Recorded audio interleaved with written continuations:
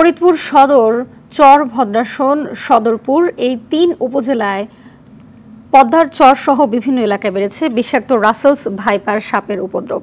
সাপের কামড়ে এ পর্যন্ত মৃত্যু হয়েছে নারী সহ অন্তত ৬ জনের। আর আতঙ্কে শ্রমিক না পাওয়ায় ফসল ঘরে তুলতে পারছে না কৃষক। আতঙ্ক দেখা দিয়েছে মাদারীপুরেও।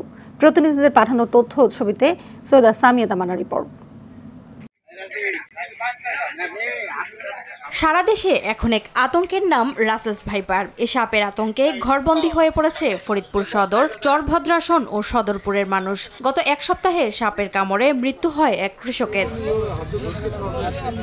নগদে ৫০০ টাকা বা তার বেশি পেমেন্টে পেতে পারেন ঢাকায় জমিসহ ২০ কোটি টাকার পুরস্কার।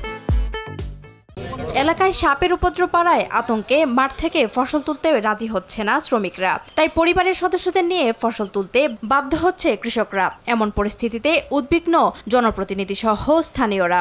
আমরা চরবাসী যারা আছি খুব আতঙ্কে আছি, জমি জমার কোনো ফসল কাটতে পারি না।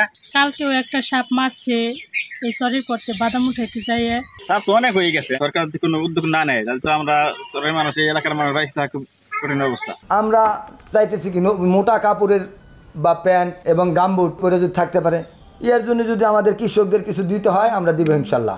তবে মাত্রাতিরিক্ত প্রচারের কারণে এমন আতঙ্ক দেখা দিয়েছে বলে মনে করছে জেলা প্রশাসন।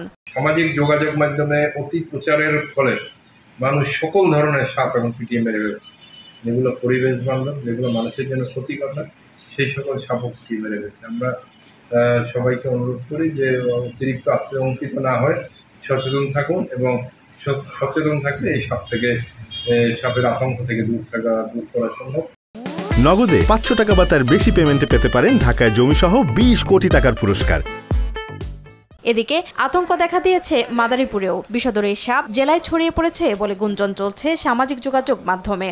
আমার জীবনে আমি এই প্রথম দেখলাম এই সাপ আমি জীবনে দেখি নাই। পানি বাড়ছে, এই যাওয়া আসা করে এক জায়গাতে পানি, ওই জায়গা দিয়ে যাইতেছে। তবে সাপে কাটলে আতঙ্কিত না হয়ে দ্রুত হাসপাতালে যাওয়ার পরামর্শ দেন জেলা সিভিল সার্জন। যে কোনো সাপে কাটা রোগী আপনারা ওঝার কাছে যাবেন না, এটা আমাদের একেবারে চিকিৎসা বিজ্ঞানের স্বাস্থ্য বিভাগের পক্ষ থেকে রিকোয়েস্ট যে আপনারা সরাসরি আমাদের কাছে আসুন। যত দ্রুত আসবেন আমরা আমাদের সাধ্য মতো, আমাদের চিকিৎসা বিজ্ঞানের প্রসিডিউর মতো আমরা সেই সেবা দেওয়ার জন্য প্রস্তুত রয়েছি। সৈয়দা সামিয়া তামান্না, RTV।